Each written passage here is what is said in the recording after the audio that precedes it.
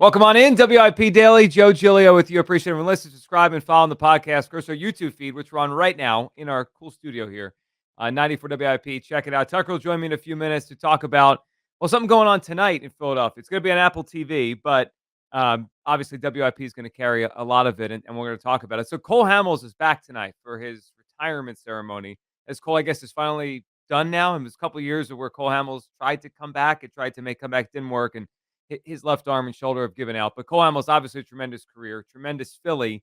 And I was thinking about this because a couple of days ago, yesterday, David Dahl switched his number. David Dahl had been wearing 35, the third now weird player to wear 35 since Cole. They kind of froze that number for a while. It was Oscar Mercado, it was Drew Ellis, and now it was David Dahl.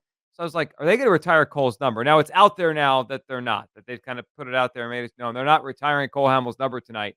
And the Phillies have had this, for the most part, policy where they retire your number if you go in the Hall of Fame with a Phillies cap on your plaque. But I got to say that policy feels like it's been changed a little bit in the last couple of years. They retired Dick Allen's number. I mean, Dick Allen's number is retired. Dick Allen is not in the Hall of Fame. Now, I think most of us believe he should be in the Hall of Fame, but he's not. The other one is Roy Halladay. Roy Halladay, obviously in the Hall of Fame, but if I recall correctly, he didn't wear a Phillies cap in the Hall of Fame. He has the neutral cap, right? Because he was a Blue Jay and here. So the Phillies now have two numbers retired that are not quote unquote Phillies Hall of Famers. One is not even in the Hall of Fame in Dick Allen. Again, he should be, but he's not.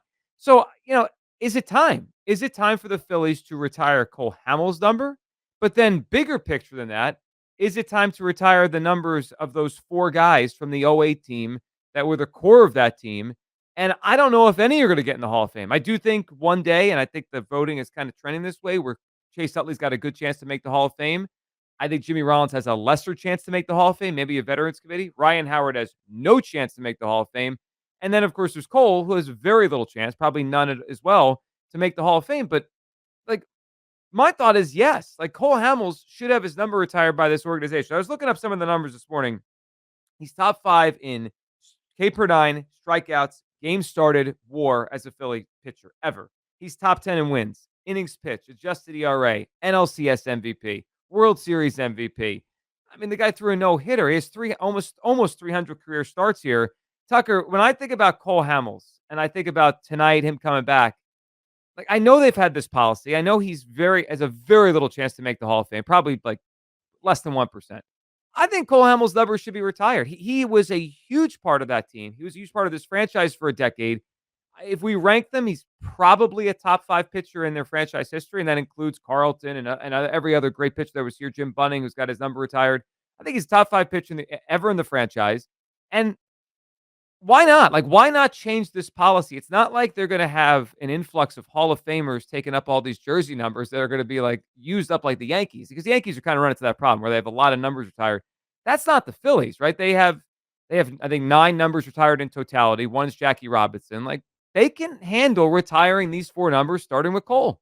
Yeah, I wonder if it's a slippery slope, right? And like Cole Hamels, I think his case is more narrative driven because of what he meant to Right. the World Series team. But like, if you retire Cole Hamels' number, his numbers are pretty similar to Aaron Nola. Like, are we then looking at, hey, is Aaron Nola's number going to be retired? And then I'm sure there are going to be some people who look back and say, well, what about someone like Kurt Simmons or Chris Short or guys who pitched, generations ago who probably got overlooked because of how hard and fast this policy was. I think Cole Hamels deserves it. I think what he meant to this franchise and what he meant to that team, he certainly belongs in that conversation. I just wonder if, I mean, maybe according to them, he's more of a Wall of Fame guy. Maybe he fits more of that bill where he's still going to have a plaque. He's still going to be out there in the outfield. But I like the idea that, the elite of the elite, only the guys who are in Cooperstown. And you mentioned Dick Allen isn't in there. I think Jim Bunning's number was retired before he even got in the Was. Hall of Fame. And same thing with Richie Ashburn. So like that, they've kind of fallen backwards into that policy of, Hall of Famers only. But I think it should be that way. Like, I think if you go look at the Astros have like 20 numbers retired because if you played there for 6 years, they give it to you. But I kind of like the way the Phillies have it. Like, it should be the most exclusive honor that you can give, your former players. Well, that's fair, and I do think look, it's very exclusive what they do, and the Astros thing is silly. I mean, that's like but in 50 years, they're gonna have like half the numbers are gonna be retired with all the great players What that about the they. Miami Heat retiring 13 for Dan Marino? Yeah, that's sad. That's embarrassing. For a franchise that as good as the Heat, that's embarrassing. And I understand the point of keeping it exclusive. You don't want to be like, first of all, the Marino thing's silly, but like, you don't want to be like that. I get it. But all right, so Tucker mentioned a slippery slope, and that's fair, right? You go back in time, you could say this or that guy, like he's kind of comparable to Cole Hamels, but he does have something nobody else has. He has an NLCS MVP, a World Series MVP. I feel like Cole is he's an outlier enough that you could say, yeah, but that guy didn't do that, right? Like there's only been 2 World Series MVPs in a Phillies uniform. We'll get more eventually, maybe this year, but that's it. So I think Cole Hamels checks a lot of boxes. And in terms of, what happens moving forward, right? If Aaron Nola wins a World Series here and he continues down this path, sure, retire his number 2. I mean, like if he earns that, and obviously he's got a chance to earn that. Um, but okay, so the other part of the slippery slope that caught my attention when Tucker said that. So I think the Phillies are about to have a slippery slope. I've been on this train for a while. I believe that Chase Utley is going to make the Hall of Fame. I just think his position, the voting in his first couple years, like he's on the trajectory that 5, 6 years from now, maybe 7 years from now, in his 9th year eligibility, whatever, he's going to have a Hall of Fame celebration in Cooperstown. So if Chase Utley makes the Hall of Fame, they retire his number, right? That would be the way this goes. Then he's the only member of the '08 team to have his number retired. See, Tucker, that's where I think they could have a slippery slope the other way because there's a lot of people out there. We do this all the time on WIP. We talk about that '08 team, right? And we kind of rank those 4 guys. And I think there's a lot of people out there would say Chase was the best player, but there's also a ton of fans that would say he was the 4th of those 4 guys. Yet I think there's a decent chance 10 years from now, his number is retired. He's in the Hall of Fame, and he's the only one of the 4. That would feel weird if 26 is the only number retired and the other 3, including Cole, are not. That like they're all together for me. Yeah, it's kind of interesting because I think even more than the '80 team, right? Because from that team you have Carlton Schmidt, and those are Right. 2 guys who you could consider the best at what they were as a third baseman and a Like left-handed inner pitcher. circle all timers. Right, Yeah. yeah, like, if make a list of the top 20 people who've ever played this sport, they're probably on that list, and obviously, Utley isn't that high, and I do think, like you said, a lot of people have a hard time separating those, core 4 guys from that run, being Utley, Howard, Rollins, and Hamels, and it's funny to me because I think Utley outside of Philadelphia, probably has the best case, like you mentioned, Mhm. he's probably has the best shot at being in the Hall of Fame. I think people outside of Philadelphia rank him higher than the other 3, but in the city, I think people would tell you, "Well, go back to that run. Ryan Howard was the best hitter on the team. Jimmy Rollins is the catalyst for that team. He wasn't the de facto captain, but he was the leader of that team, and just that '08 playoff run, no one was more important than Cole Hamels and what he did. The fact that all 4 of them kind of have their own interesting case as to what they meant to that run over 4 years, what they meant to that run in the October of 2008. I just think makes a really, really interesting case where I think just most people have a hard time separating all 4 of them. Well, they do because I mean, again, like you said, none of them are so far above, right? There's no Schmidt or Carlton where it's like there's no doubt that's the best player or the best whatever at their position.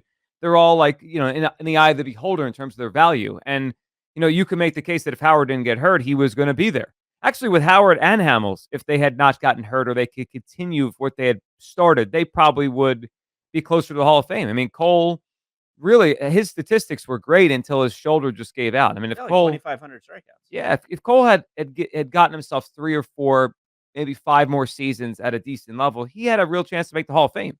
Yeah, or at least get a lot of votes and be in there. He's probably not going to do that. Ryan Howard, I mean, if he had kept going, he would have reached 500 home runs probably with ease, and he would have made the Hall of Fame. Unfortunately, it didn't happen. But the other part, as you kind of move forward, is all right. So I think every team has to deal with this, especially as baseball is now over 100 years old for a lot of these franchises, like the Phillies. It's the slippery slope. How many guys do you put in? Then what happens down the line? You run out of numbers. You have to take guys out. Like the team we have currently, how many players are going to fit this bill down the line? It's probably just Bryce Harper, right? Like I made the case recently, JT Realmuto could progress that way. We'll see. He's got some work to do. He's a catcher, and we'll see how long he lasts. Zach Wheeler is incredible, and I think he is performing like a Hall of Famer for the past 5 to 6 years. But he's got a lot of work to do. It's more like a Cliff Lee career where it's not enough yet. Aaron Nola is not going to be a baseball Hall of Famer, I don't believe. Like they would take a lot for him to get there. And then you start thinking like maybe Trey Turner if he gets to 3,000 hits, but there's a lot of maybes. Like Bryce is the only one I could say of this team definitively right now will one day have his number retired and the Hall of Fame and all that. So why not? Plus the slippery slope, we've already done it. Again, Dick Allen. I mean, Tucker mentioned Jim Bunning. They put him in before he even got in the Hall of Fame.